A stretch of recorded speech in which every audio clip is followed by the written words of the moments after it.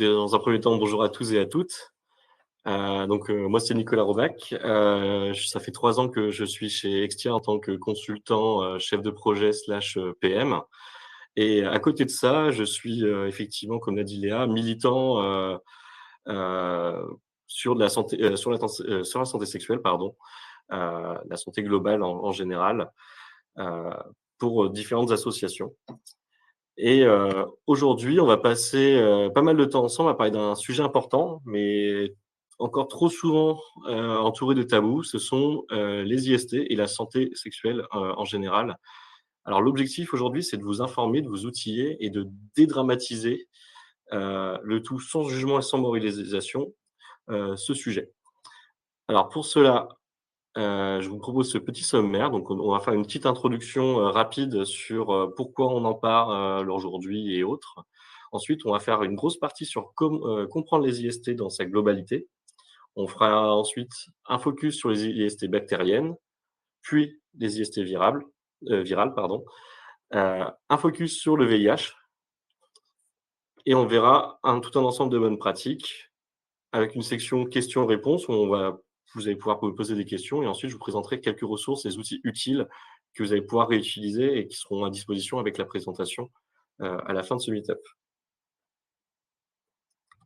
Hop là. Alors, pourquoi en parler?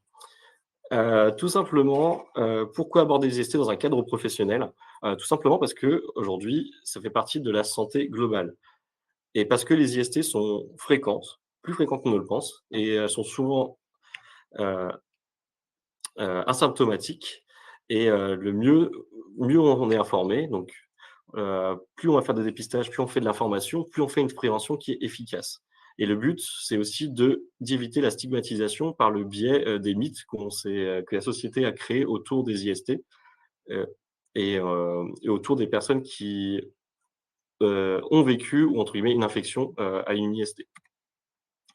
Et enfin, nous sommes forcément tous concernés, enfin toute personne, ayant une activité sexuelle active, est concernée. Alors j'ai un petit bug d'écran, excusez-moi. Hop, ça va revenir.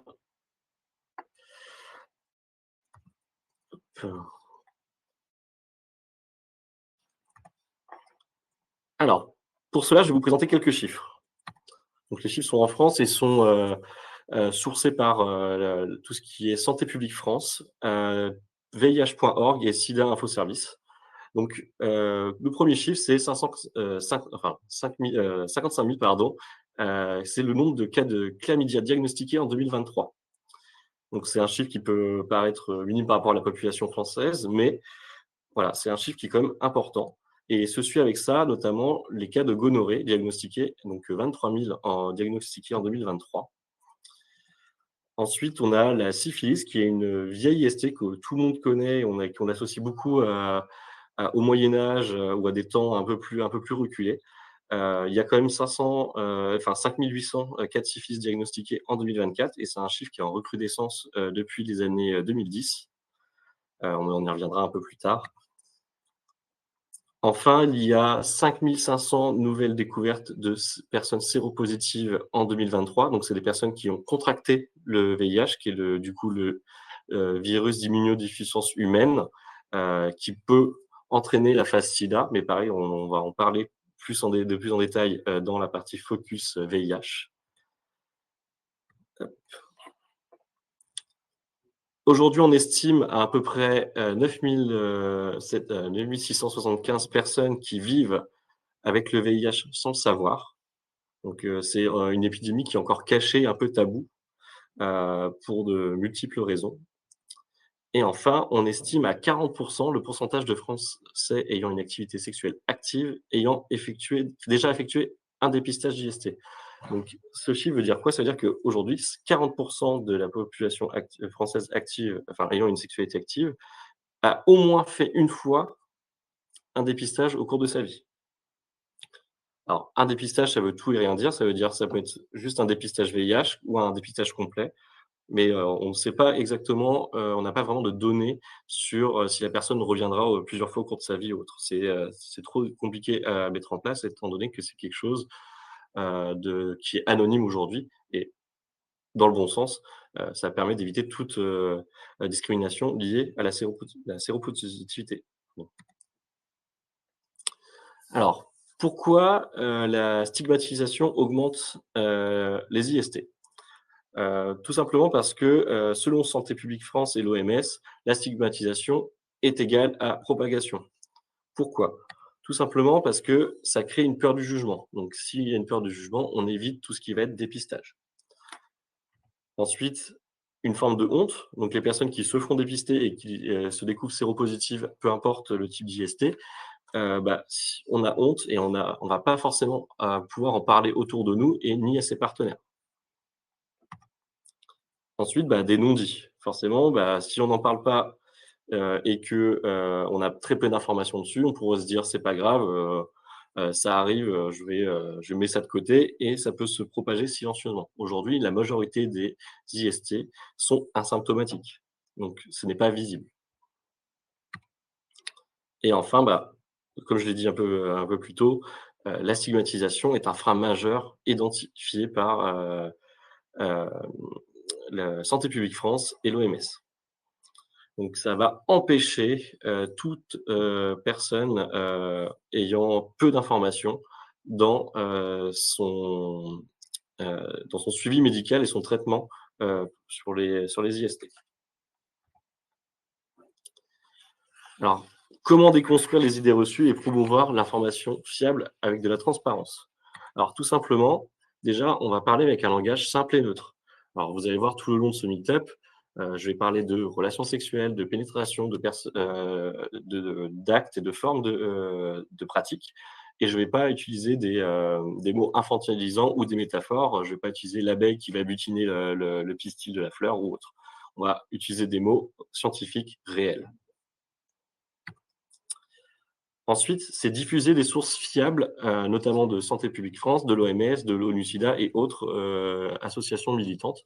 Alors, toutes les sources, de ce meet-up seront, bien sûr listées à la fin de ce meet-up et essentiellement, sourcées sur ces acteurs, actrices-là. Enfin, normaliser le dépistage.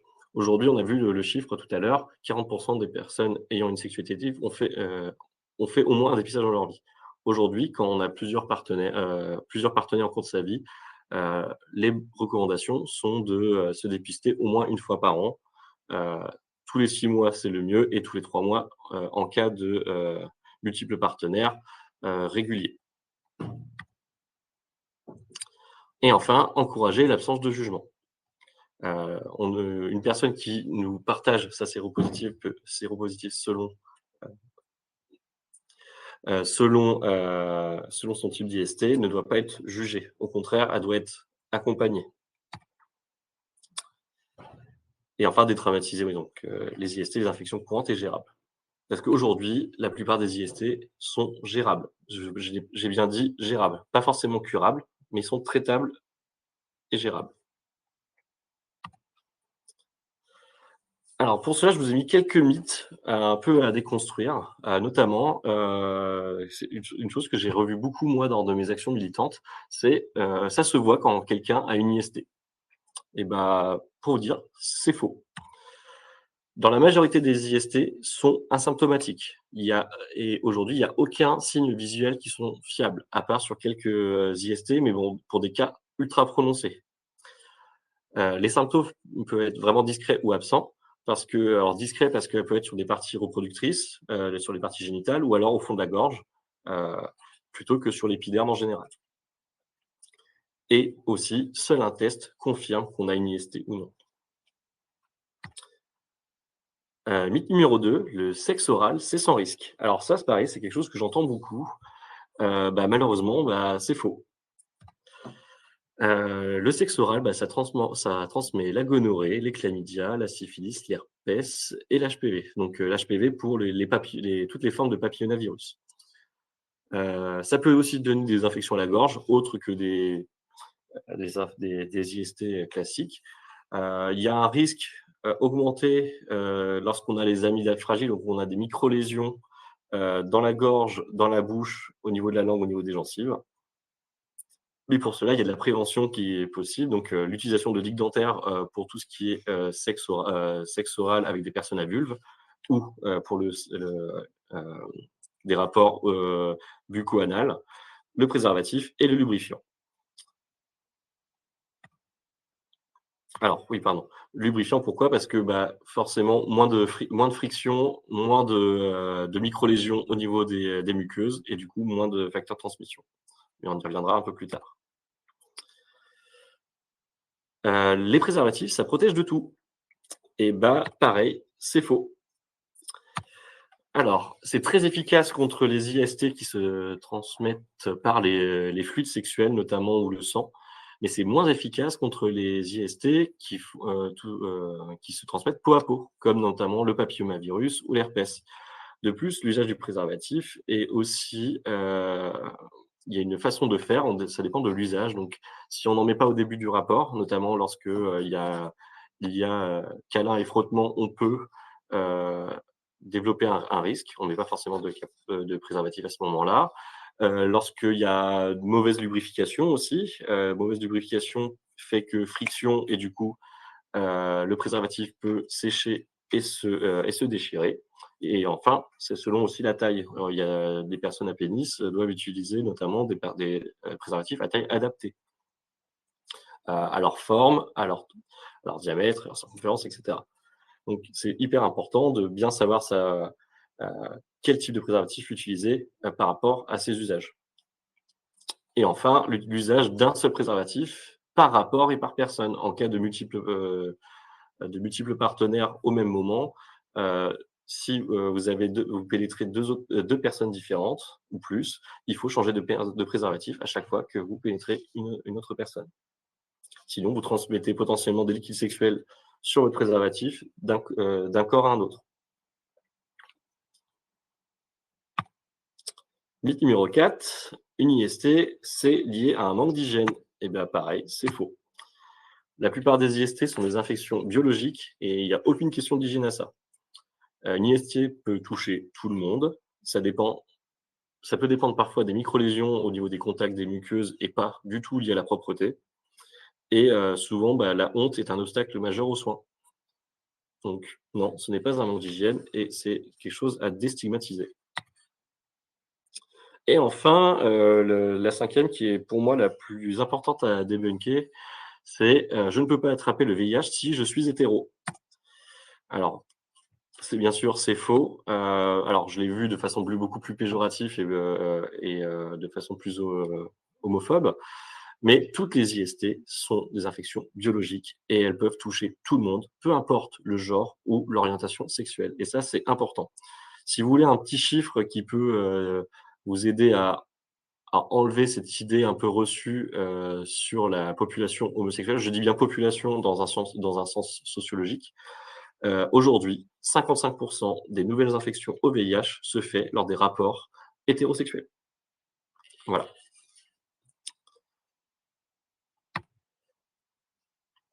Alors maintenant que nous avons commencé à débunker pas mal de choses, qu'on sait de pourquoi on est là, de comment on va poser les choses, on va voir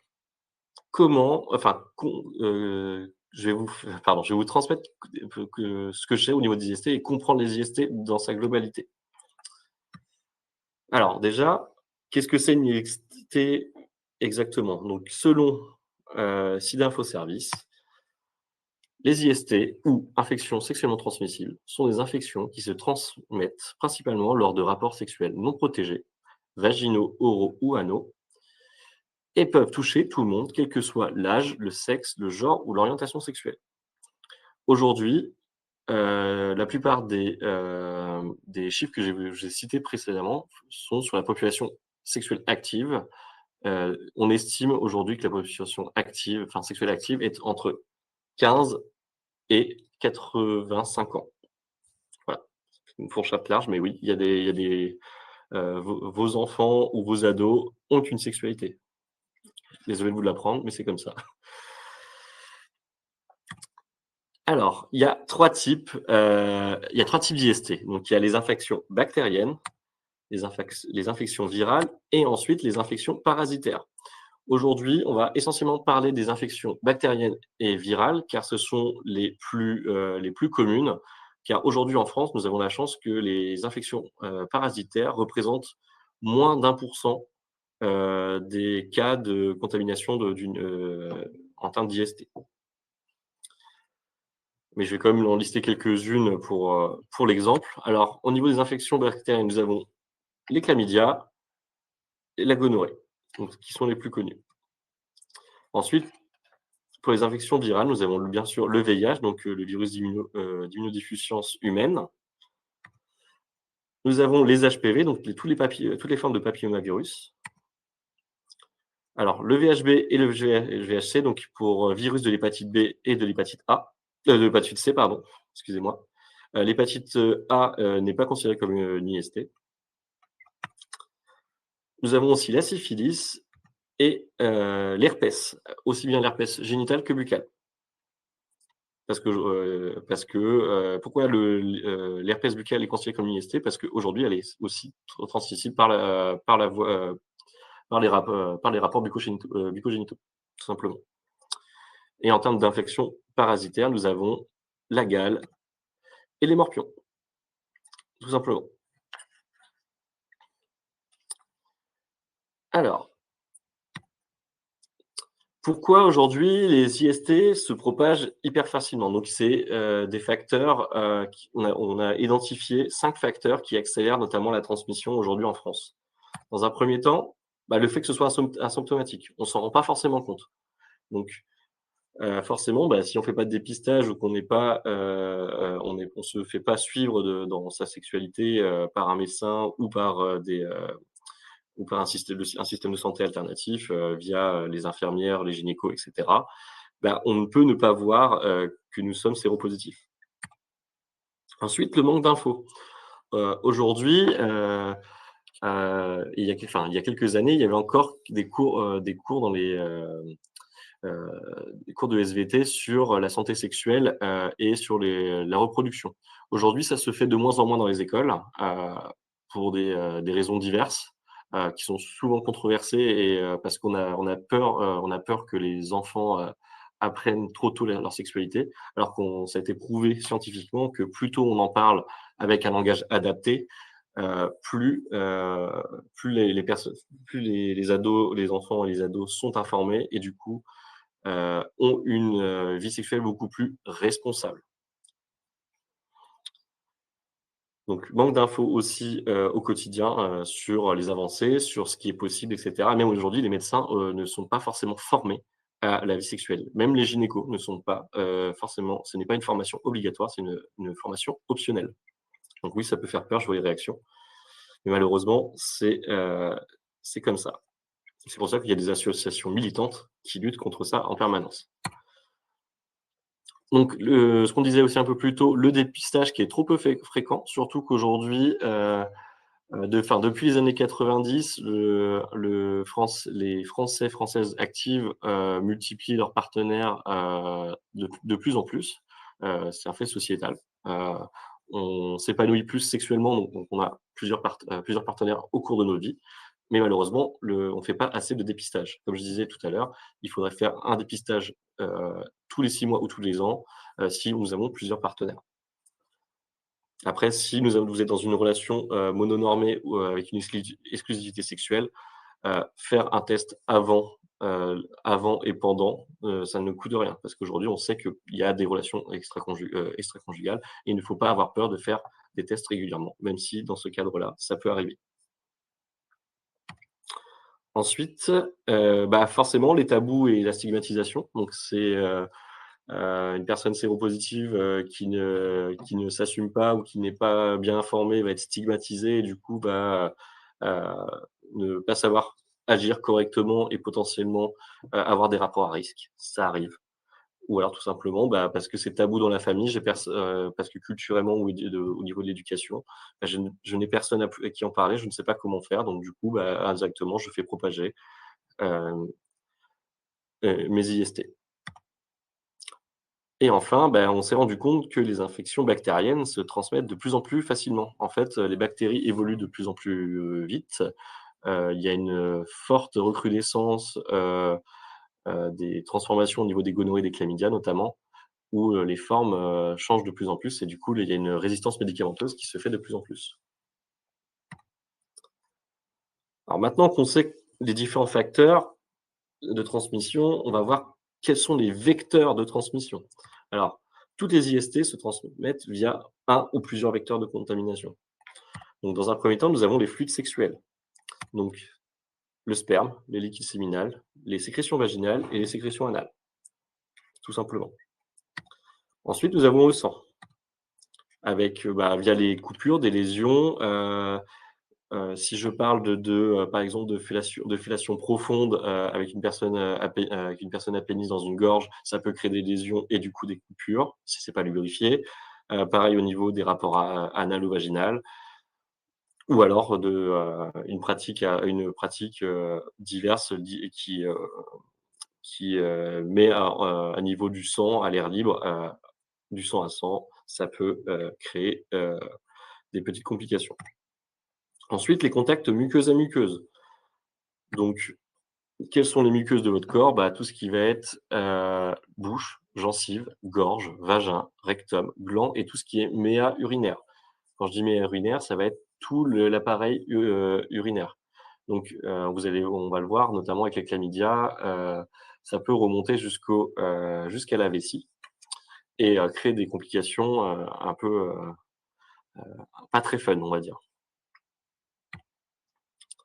Et enfin, par les contacts, de zones contaminées. Alors, c'est souvent les contacts avec un chancre. Alors pareil, ça ne veut pas dire, contact forcément à l'épiderme, c'est, contact, d'un chancre qu'on a dans la gorge, dans le vagin, dans l'anus, ou même sur la peau si on est en contact muqueuse à peau ou peau à peau, avec une peau un peu accidentée, qui présente des lésions et autres. Donc ce sont tous des, vecteurs de contamination. Alors, vous allez voir lors de vos rapports, enfin, je pense que vous l'avez déjà remarqué, mais lors de vos rapports sexuels, vous êtes souvent soumis à au moins une combinaison, d'un ou de plusieurs, vecteurs contaminants, protégés ou pas d'ailleurs. OK. Alors et maintenant, on va voir ce que c'est une prise de risque. Alors tout simplement, moi j'ai pris cette définition-là parce que je la trouve plutôt pas mal. Une prise de risque correspond à une situation ou un comportement qui augmente la probabilité de transmission d'une infection sexuellement transmissible en fonction du type de contact, de la protection utilisée et du contexte. Alors, le risque zéro n'existe pas. C'est un mythe. OK? Heu et une prise de risque peut être conscientisée et consentie. Je, par exemple, demain, vous avez envie d'arrêter le préservatif avec votre partenaire. Vous avez le droit, on ne juge pas. Mais la prise de risque, elle est faite en conscience et avec le consentement des 2 personnes ou des 3 personnes, enfin de toutes les parties prenantes. Alors, moi, j'ai identifié 5 gros facteurs de prise de risque, et c'est ceux qui sont, en tout cas, mis en avant par l'OMS. Donc dans un premier temps, les rapports non protégés. Donc on parle aussi bien de sexe pénétratif, de frottement muqueuse à muqueuse, notamment pour les personnes à vulve, mais aussi tout ce qui est rapport, oral, donc fellation, cunnilingus, anulingus et autres. Enfin, l'usage imparfait des protections. Comme on avait expliqué un peu précédemment lorsqu'on a détruit les mythes, du préservatif, si on ne sait pas mettre un préservatif correctement, si on ne connaît pas la taille, si on ne lubrifie pas assez, hem, en tout cas un mauvais usage d'une protection, quelle qu'elle soit, peut être une prise de risque. Le partage de jouets. Alors si, vous aimez pimenter un peu vos nuits et autres, vous pouvez utiliser des jouets et parfois, en fait, si vous, échangez votre jouet, il y a un risque de transmission. On Lorsqu'il y a pénétration, il y a dépôt de liquide sexuel, de sang ou autre. Si on se pénètre avec ou autre, pareil, on peut avoir un facteur contaminant. Ensuite, le partage de matériel de chemsex. Alors le chemsex, c'est quoi? C'est toute pratique, sexuelle consentie avec l'usage de psychoactifs, donc de drogue, donc par injection, par sniff ou par absorption. Donc on ne partage pas, enfin, pour éviter une prise de risque, liée au chemsex, on ne partage pas son matériel avec, l'un ou les autres partenaires. Et enfin, le multipartenariat sans dépistage, régulier. Donc on va y revenir plusieurs fois, hein, vous allez voir, hein, c'est des choses que je vais répéter tout au long du meet-up. Ce sont, les différents facteurs qui, peuvent créer une forme de combo. Donc forcément, plus on va, prendre de risques, plus on va multiplier les facteurs, pour potentiellement transmettre une IST. Tac. Maintenant qu'on a posé toutes ces bases, on va rentrer dans du concret, on va aller travailler sur les IST bactériennes. C'est celles qui, aujourd'hui en France, sont les plus fréquentes, qui sont aussi les plus silencieuses, mais heureusement, c'est assez facile de les traiter lorsque, nous sommes diagnostiqués assez rapidement. Donc on va commencer par avec la chlamydia qui est aujourd'hui l'IST la plus fréquente en France. Alors je vous remets le chiffre, hein, plus de 55 500 cas diagnostiqués, en France et c'est l'IST la plus fréquente chez les 15 et 29 ans. Elle représente environ 67 des cas d'infection, d'IST des 15-29. Alors concrètement, quels sont les symptômes? Comment ça se propage? Quel type de dépistage il faut faire et quels sont les traitements? Alors tout simplement, malheureusement, la chlamydia, souvent, c'est asymptomatique. Il y a c'est quelque chose qui se développe très rapidement, qui est transmissible quelques semaines après la primo-infection. Alors la phase de primo-infection, c'est la phase entre c'est le moment où il y a eu transmission, de la bactérie et au moment où où elle se développe, au point de pouvoir être transmise. Donc quel type de dépistage il faut faire? Tout simplement un test urinaire avec, des prélèvements anal, buccal et vaginal. Donc ça se fait très bien en labo, vous êtes très bien orienté et en termes de traitement, il y a un traitement antibiotique adapté et ordonnancé par un médecin. On évite toute forme d'automédication, lorsqu'on a, une IST bactérienne. Parce que, selon le type de bactérie, comment elle évolue et cetera, il peut avoir une résistance médicamenteuse et du coup, forcément, automédication, on dit pas suivi médical, donc pas suivi d'évolution. Donc, complications possibles. Donc, en termes de complications, si non traitées, on peut avoir des complications au niveau des organes, enfin, des complications pour la reproduction et des zones qui vont être, inflammées, de façon chronique. Pour la gonorrhée, donc qui est une IST qui est aussi en recrudescence, on estime à plus de 23 000 cas diagnostiqués, en 2023 et aujourd'hui, on sait que depuis, 2020, il y a une augmentation chaque année des cas de à peu près 8. Pareil, même exercice. Pourquoi? Tout simplement parce que, en termes de symptômes, c'est simplement des petites brûlures ou dans un premier temps, des inflammations cutanées avec parfois quelques écoulements pour les personnes à vulve. Mais c'est une IST qui se développe aussi très rapidement, transmissible au bout de quelques semaines et il y a une forte résistance médicamenteuse.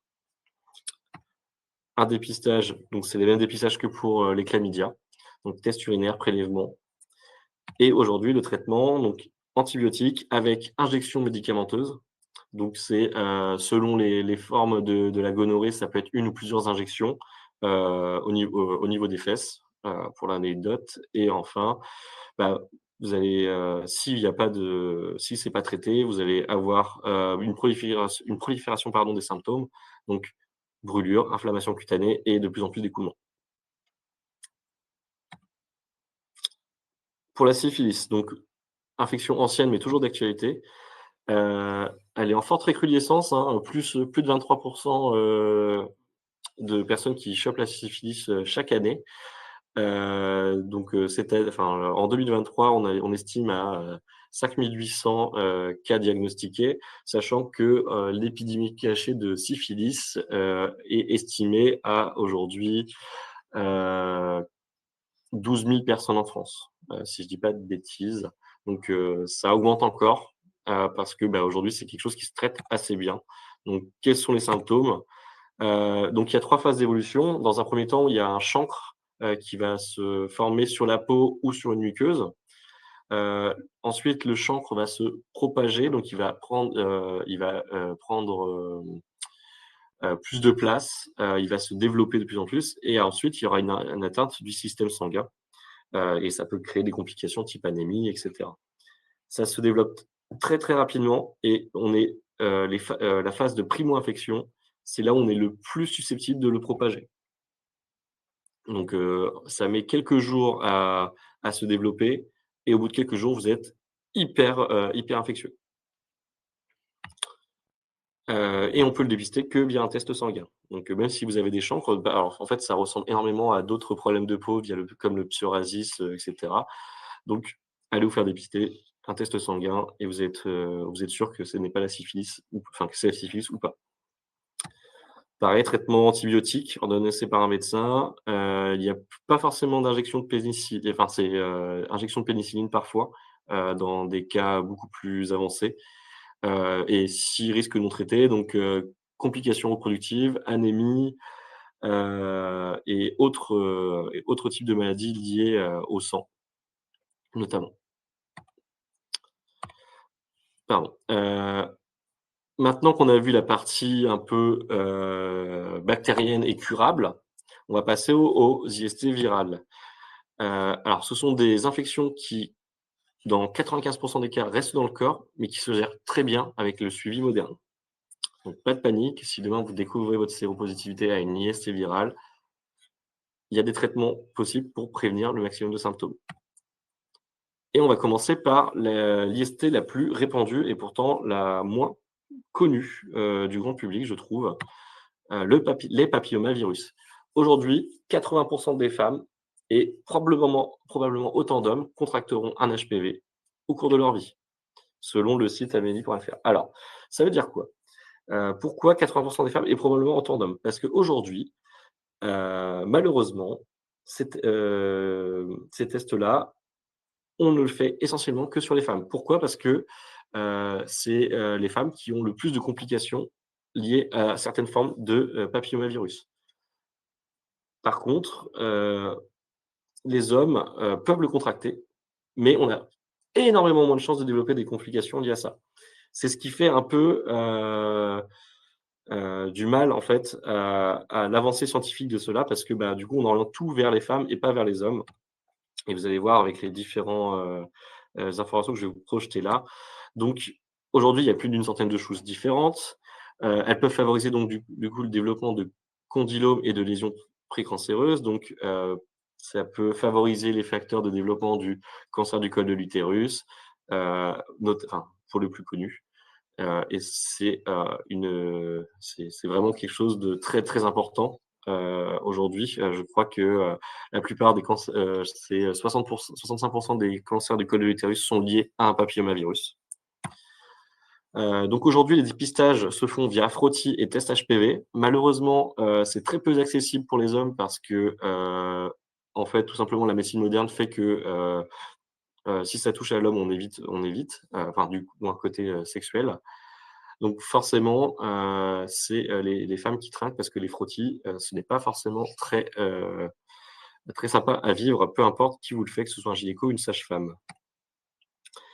Donc aujourd'hui, on a un vaccin qui est quand même très efficace pour, une cent ch 80 aujourd'hui des formes de papillomavirus. Donc aujourd'hui, on fait souvent ces, vaccins entre 11 et 14 ans. Il y a un rattrapage possible jusqu'à 25 ans pour les personnes qui n'ont pas vécu ça.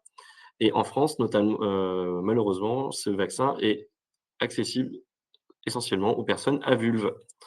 Donc, on peut pas en tant qu'homme, on peut pas forcément se faire vacciner de l'HPV, sauf si, vous passez via des associations militantes qui peuvent potentiellement vous, proposer un vaccin pour l'HPV si vous avez moins de 25 ans. L'herpès. Alors, c'est une affection très répandue et souvent mal comprise. On estime environ 60 à 80 de la population est porteuse de l'herpès, buccal, donc qui s'appelle l'herpès HSV1. et l'herpès génital est moins fréquent. On estime plutôt à entre on estime à, 10 je crois, si je dis pas de bêtises, mais il est en hausse depuis les années, 2020. Donc pareil, c'est un virus avec une transmission qui est possible sans symptômes.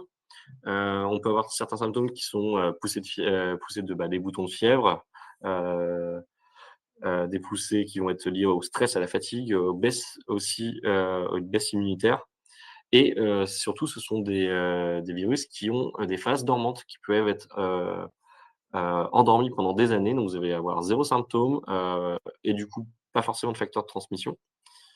Alors, quand il est en phase dormante, je parle.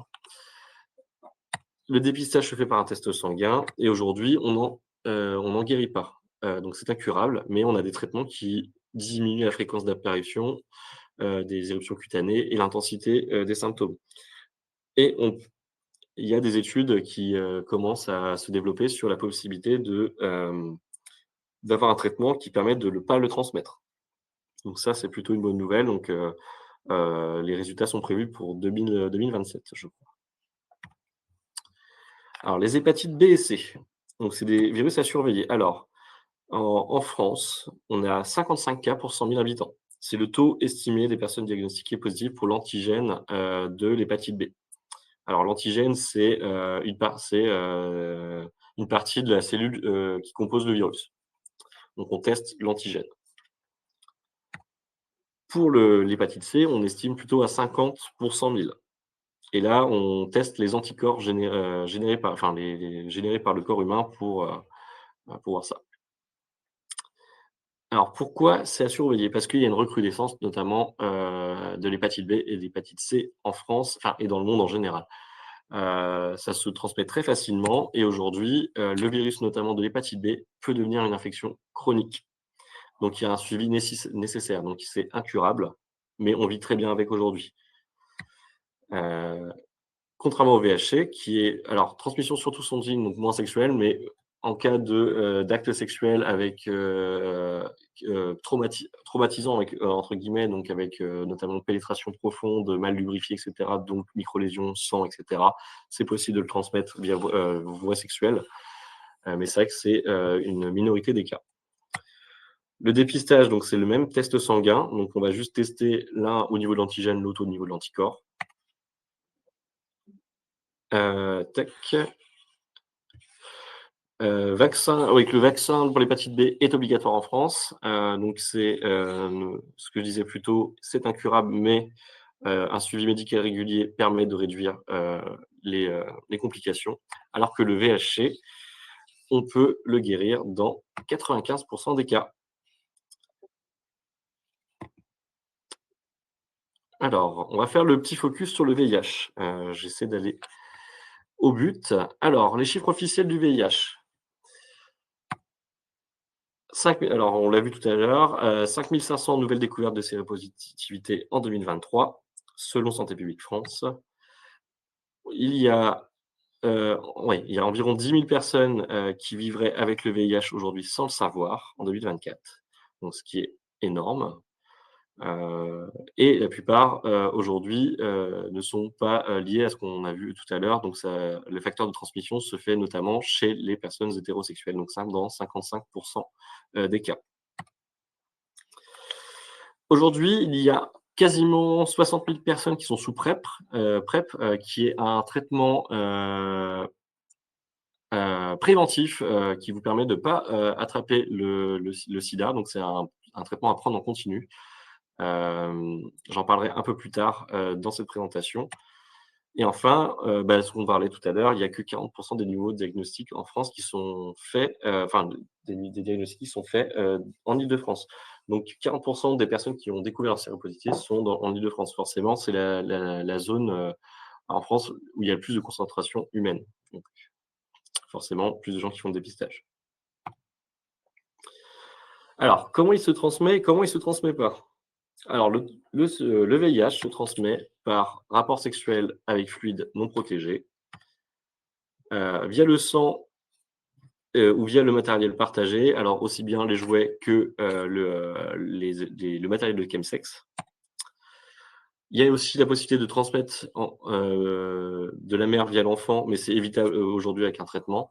Donc, avec les traitements, en tout cas, on vit très bien on vit très bien, sa grossesse, sans complications et sans transmission pour le bébé et pardon, ça ne se transmet pas via la salive, les baisers ou les câlins. Donc, vous pouvez embrasser, vous pouvez, faire des câlins à une personne séropositive qui ne se traite pas, vous n'aurez pas de problème.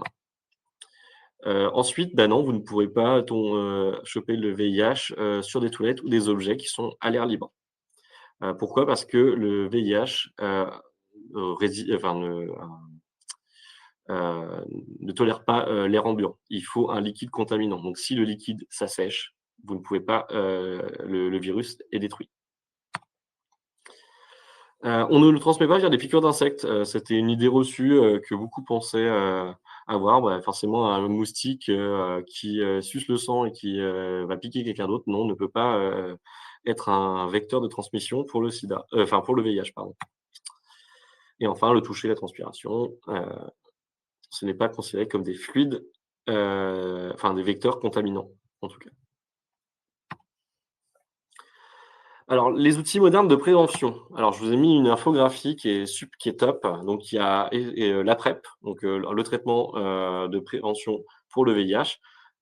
Le préservatif, alors aussi bien le préservatif, heu, externe, donc classique que tout le monde connaît, que le préservatif interne, mais aussi tout ce qui est digue dentaire, et cetera, qui permet de protéger la surface, enfin les muqueuses, des personnes à vulve ou les parois anales.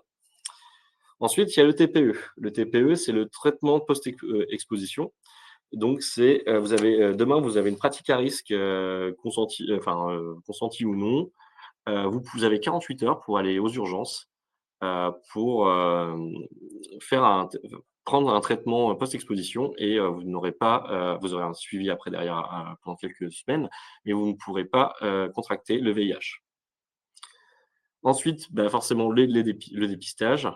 L'usage de matériel à usage unique, donc les seringues, les pailles, pour le sniff, et toute forme de matériel de consommation, de, heu, de psychoactifs et enfin le traitement du VIH, qu'on va revoir un peu plus tard.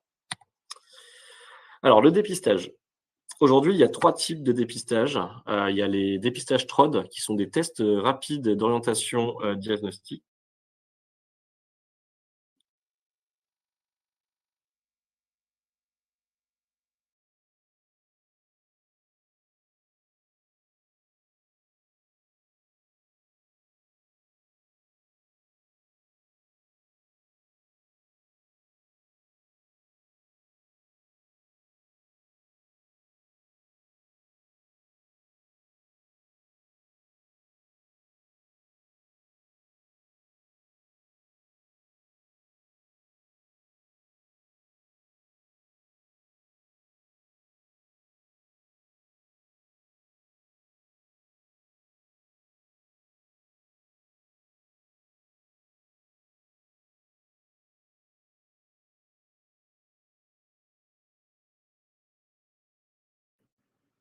Alors effectivement, je pensais que c'était de mon côté que cela ne fonctionnait plus, mais Nicolas a un problème de connexion, hop, donc il devrait se reconnecter incessamment sous peu. Ça arrive parfois, on a des petits problèmes de réseau, de temps en temps, mais normalement, ça ne devrait pas durer très longtemps. Hop.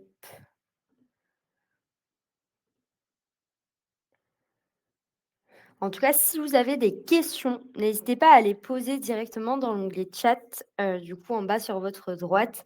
Cette présentation est très complète donc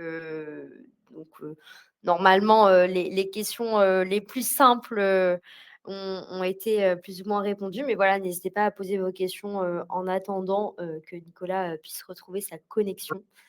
Pardon, excusez-moi, je suis revenu. Parfait. Excusez-moi, petit Je proposais aux participants de poser leurs questions en attendant si jamais, ils en avaient pour pouvoir, les préparer pour après. ça marche. Alors je vais reprendre, excusez-moi, pour ce petit moment impromptu. Alors les tests de dépistage, alors les TROD, donc tests, rapides d'orientation de diagnostic, c'est des tests rapides, vous pouvez faire, pour certains, toutes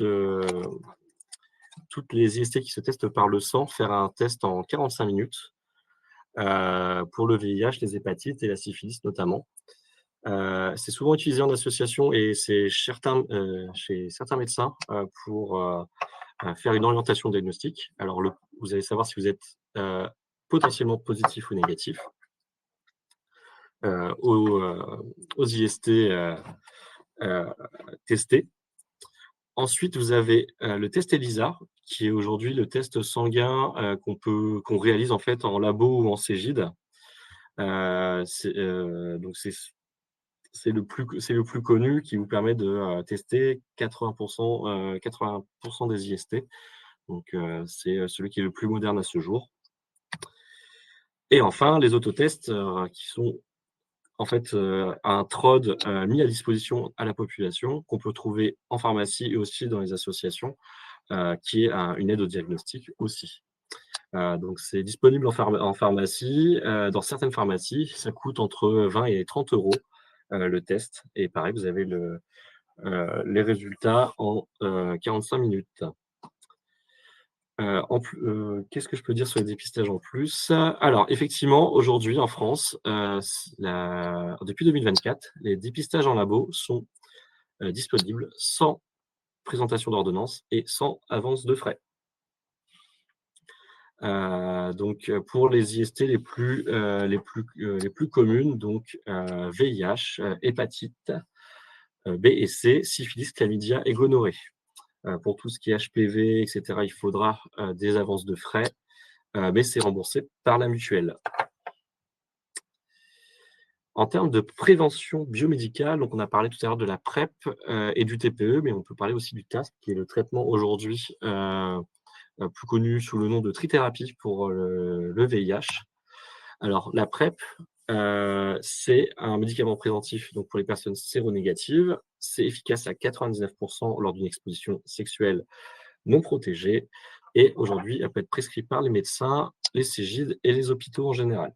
Donc ce qui est énorme, c'est qu'il y a de plus en plus d'utilisateurs en France. Il y a de plus en plus de, campagnes faites autour de ça parce que c'est hyper efficace et franchement, c'est un traitement, mais il y a 0 effet secondaire, et s'il y a, heu, une molécule qui gêne, il y a différentes, molécules qui existent sur le marché, donc on peut, potentiellement changer, en cas de doute, sur des effets potentiellement secondaires. Heu, 85 des utilisateurs de la PrEP sont, des personnes, alors sont des hommes qui relationnent avec des hommes. Alors je dis hommes en relation avec des hommes, mais c'est plutôt des personnes à pénis relationnant avec des personnes à pénis, si on veut être plus inclusif. Donc le TPE qu'on a parlé tout à l'heure, donc c'est le traitement d'urgence 48 heures après une prise de risque. On prend, ce traitement pendant 28 jours et c'est disponible dans toutes les urgences hospitalières. Donc vous pouvez arriver aux urgences et dire: «Voilà, j'ai eu un rapport à risque, je n'ai pas de contact, avec cette personne depuis, j'ai un doute, est-ce que je peux prendre un TPE?» et ils vous le donneront. Et il y aura un suivi forcément sur les 28 jours. Et enfin le TASP, donc Treatment, as Prevention. Pour les personnes qui vivent avec le VIH et qui sont sous traitement, ça correspond au principe, ça va en fait faire baisser la charge virale qui va devenir indétectable et du coup intransmissible. Ça ne veut pas dire qu'on est guéri, parce que demain on arrête, la charge virale peut se redévelopper, mais en tout cas, c'est intransmissible. C'est un outil majeur aujourd'hui contre la stigmatisation.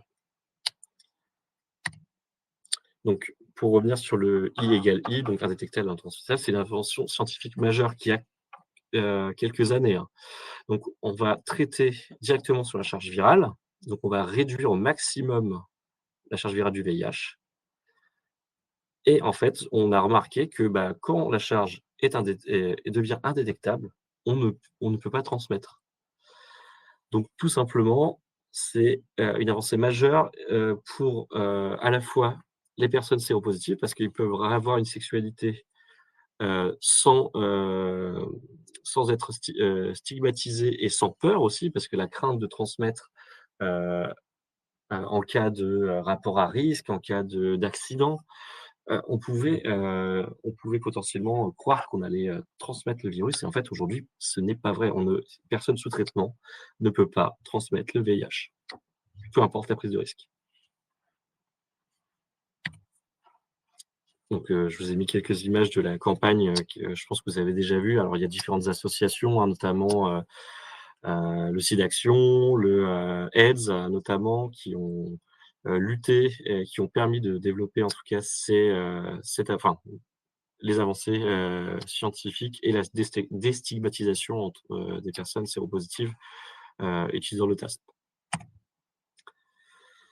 On arrive, du coup sur la partie bonne pratique. Alors, c'est pas la meilleure formulation, mais c'est celle que j'ai trouvée la plus simple pour vous. Mais quelles sont en fait les, différentes bonnes pratiques? Alors tout simplement, prévenir des IST, c'est une approche qui va être multifactorielle.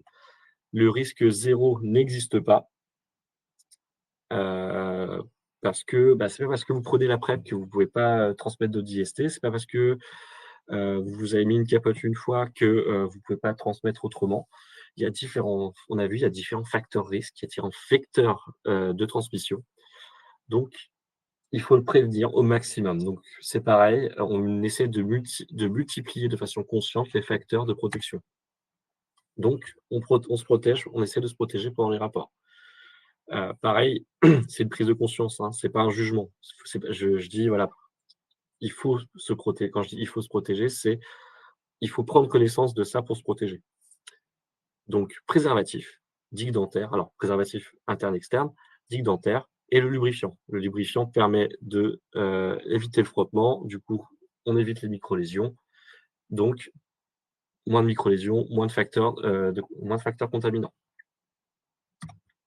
Ensuite, les vaccins ou les traitements adaptés. Donc on l'a vu, hein, les vaccins pour l'HPV, pour, les hépatites, hem et autres et tous les traitements adaptés, ça va être, bah, par exemple la PrEP, lorsqu'on est séropositif, à l'hépatite B, c'est continuer à prendre son traitement. Quand tu es séropositif au VIH, c'est pareil. On essaye, d'être, hyper réglo sur sa prise de traitement. Des dépistages complets et réguliers. Alors complet, ça veut dire pas que VIH, syphilis, c'est aussi, bah, du coup faire les tests sanguins pour les hépatites, pour la syphilis, heu, pour l'HPV quand c'est possible, voilà. L'herpès aussi. Si votre médecin vous dit que vous êtes en train de faire des tests pour quelqu'un qui est, dans une, carrière dans le porno, bah, ça veut dire que, bah, oui, il faut y aller parce que ça veut dire que, c'est le dépistage le plus large et le plus complet qu'on peut avoir. Donc complet et régulier. Donc, on estime à une fois tous les 3 mois, si on a, plus de, 3-4 partenaires par mois différents. Heu, Si c'est moins, c'est 6. Si c'est encore moins, c'est 1 tous les ans et si on est dans une relation exclusive, et que tout se passe bien, une fois au début, si on a un doute, on en fait un, on peut en parler et puis, et voilà. L'utilisation de matériel à usage unique lors des pratiques de chemsex, donc bah, des seringues à usage unique, des roules tap enfin des pailles, utiliser sa propre paille pour son sniff ou alors pour, des roules ta des pailles, des pailles jetables, mais à usage unique. Et une communication avec les partenaires. On parle de transparence, il faut f OK, alors oui, confiance, mais aussi sécurité. Cette transparence, va augmenter de toute façon la confiance la relation de confiance que vous allez avoir avec vos partenaires. Mais c'est hyper important, d'en parler avant, pendant et après, votre relation. Pas forcément je parle pas forcément d'actes, mais dans votre relation. En cas d'IST, beh, qu'est-ce qu'il faut faire? Bah, il faut agir rapidement pour couper, la chaîne de transmission. Donc c'est-à-dire, on essaie de consulter dès l'apparition d'un symptôme ou d'une prise de risque. Donc par le TPE, par le par le dépistage régulier, et cetera. Ensuite, on essaie d'avoir le maximum de rapports protégés pendant le traitement. Heu, Parce que, comme on l'a vu, c'est pas parce qu'on est sous traitement, pour les chlamydia, pour la syphilis, tout ça, que vous n'êtes en le facteur transmission le la charge de transmission ne va pas se faire. Au contraire, protégez-vous. Je dis pas qu'il faut faire de l'abstinence, je dis juste qu'il faut se protéger au maximum lorsque vous avez des rapports pendant ce type de traitement. Ensuite, suivre les prescriptions, à la lettre d'antiviraux, d'antibiotiques, faites par les médecins ou les personnes, le personnel médical qui vous suit. Et enfin, bah, prévenir vos derniers partenaires. Alors, on estime que pour arrêter une chaîne de transmission, il faut prévenir les derniers partenaires que vous avez eus dans les 60, derniers jours, à peu près.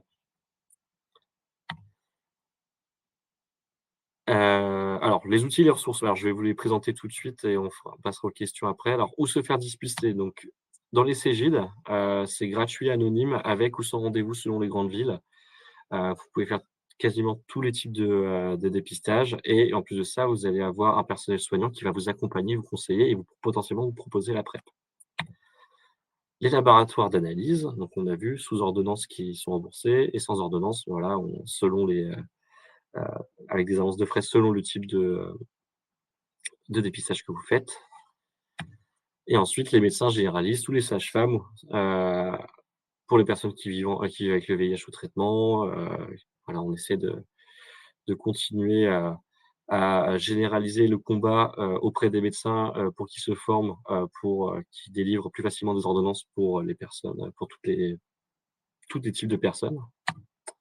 Et enfin, bah, il y a des associations comme, AIDS notamment, les CARUD, selon les villes. Alors vous allez voir, hein, souvent, ces associations sont représentées, par des actions par des actions militantes, des permanences santé sexe santé sexuelle, pardon, et autres, vous allez avoir des brochures dans les hôpitaux, dans les Cégid, chez les médecins.